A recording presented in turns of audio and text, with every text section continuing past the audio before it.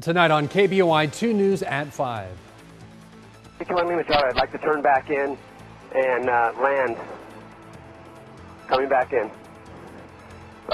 Go on, cancel takeoff clearance, full chart. Correction, cancel takeoff clearance.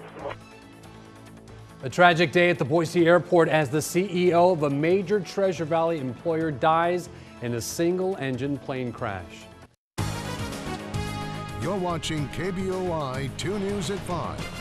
Watching out for you. Steve Appleton, the chairman and chief executive officer of Micron, is dead at the age of 51. Thanks for coming home to KBOI-2 News at 5. I'm Mike Murad. The man who led Micron Technology for the past 18 years, Steve Appleton, lost his life today. Appleton died this morning in a plane crash at the Boise Airport. Scott Logan is live at the airport to begin our breaking news coverage. Scott. National Transportation Safety Board crews and emergency crews are on the scene here, getting ready to remove the wreckage of the aircraft in which Steve Appleton was flying this morning, remove the wreckage to a secure hangar to continue the investigation. Here's what we know so far. The crash happened around 9 o'clock this morning. Steve Appleton took off twice from the Boise Airport in an easterly direction in his high-performance single-engine aircraft. The first time he took off, he landed immediately and returned to a nearby hangar. Appleton took off for a second time in his Piper Lance airplane, and that's when things went terribly wrong. The National Transportation Safety Board interviewed several witnesses at Gowan Field who saw the plane crash on the second takeoff. Versions vary, but everybody was consistent on one basic point. Here's what they told investigators.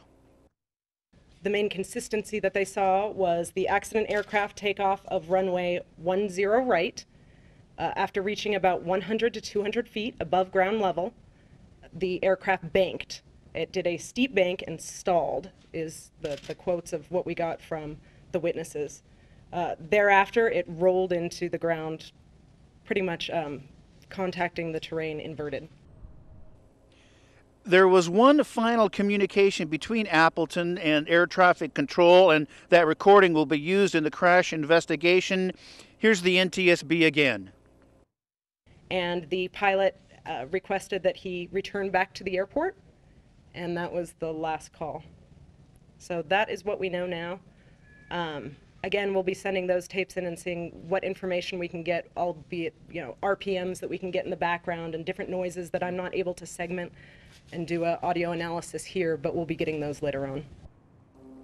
Investigators believe the plane burst into flames when it hit the ground. That is to say, they do not believe that there was an on-board fire as the plane plummeted into the tarmac. They say the pilot was thrown out of the aircraft but was consumed in the flames that broke out. The fire was quickly put out by fire crews. The airport closed for only a brief time, reopening using just one runway. Conditions at the time of the crash, we're told the runway was dry, there were light winds, and not many birds in the air traffic pattern. Now, the preliminary investigation could take 5 days, but the final report could take up to a year to complete. They'll be using all sorts of things in this investigation, the witnesses, the audio recordings we talked about, obviously wreckage, from the crash itself, as well as video. There were video cameras, security cameras that recorded the crash, and that's going to play a part in helping to explain what went so terribly wrong here this morning. Live at the Boise Airport, Scott Logan, KBOI-2 News, watching out for you. Scott, thank you. And shortly after hearing the news of Appleton's death, Micron released a statement. It reads in part, "We are deeply saddened to announce that Steve Appleton, Micron chairman and CEO, passed away this morning. Our hearts go out to his wife, his children, and his family during this tragic time." Meanwhile, after hearing the news Appleton died, Micron halted trading on the NASDAQ. The stock price currently sits at $7.95 a share. Here's what Governor Butch Otter is saying on Steve Appleton's death. A statement from the governor reads in part, "Idaho has lost a true champion, a great friend, and a visionary businessman. He lived life to the fullest, and while he enjoyed great success in business and in life, he never lost his intensity or his drive." Idaho lawmakers in Washington, D.C. also released a joint statement today on the death of Steve Appleton. It reads in part, like the rest of Idaho, we are stunned and deeply saddened by the news of Appleton's sudden death. Steve Appleton was to Idaho what Steve Jobs was to America. Appleton owned several types of aircraft and flew frequently. Alana Brophy joins us live in the Satellite Center to continue our breaking news team coverage. Alana. That's right, Mike. 51-year-old Steve Appleton was known as a professional stunt plane pilot and a former motocross racer. Steve Appleton, a California native who attended Boise State and played on the tennis team. After earning his bachelor's degree in business, Appleton started his career on the factory floor of Micron in 1983. He worked the night shift in production. In 1991, Appleton worked his way up, being named president and the chief operating officer of the company. In 1994, he became Micron CEO. At age 34, Appleton was the third youngest CEO in the Fortune 500. He was known as an adventurer with hobbies including scuba diving, wakeboarding, and of course, aviation. As news of Friday's crash spread across the world, the company halted trading of its shares, while Micron and its 20,000 employees worldwide take a moment to mourn their leader. As mentioned, Appleton leaves behind a wife and children. Reporting live in the Satellite Center, Alana Brophy, KBOI-2 News, watching out for you. Alana, thank you. Sadness swept through Boise quickly on the news of Appleton's death today. Eric Avanier has community reaction as we continue tonight's breaking news coverage. Eric. Well, you mentioned the name Steve Appleton, and just about anyone and everyone knew who he was and what he did for the Treasure Valley. But during the time of the crash, no one near the airport knew Appleton was involved in a fatal accident. Right after the crash, many people saw smoke billowing up. We talked to a couple of people who were near the airport, and they say they saw the smoke as they were driving by. They didn't exactly know what happened, but they were sure it wasn't good news. We've seen the smoke today, and I was wondering what it was, but by the time I seen it, it was just barely any there. It was like I was wondering what it was from. Saw the smoke, but I did not see no explosion or anything like that. Just saw the smoke by the airport. Again, many people we talked to were very shocked by this news and say Appleton's death is a major loss for the Treasure Valley. Live in the studio, Eric Avanier, KBOI-2 News, watching out for you. Eric, thank you. News of Appleton's death spread quickly this afternoon on social media sites, as did reaction to his death. Tamara writes on our Facebook page, God bless his family, Boise and Micron. R.I.P. Steve. Leisha also writes, quote, Steve was always approachable. He was a true leader. He lived a full life for sure. We all will miss him. And from Twitter, where news first started to break on Appleton's death, Javier writes, quote, thank you, Steve Appleton, for everything you've done for Idaho. You will be missed.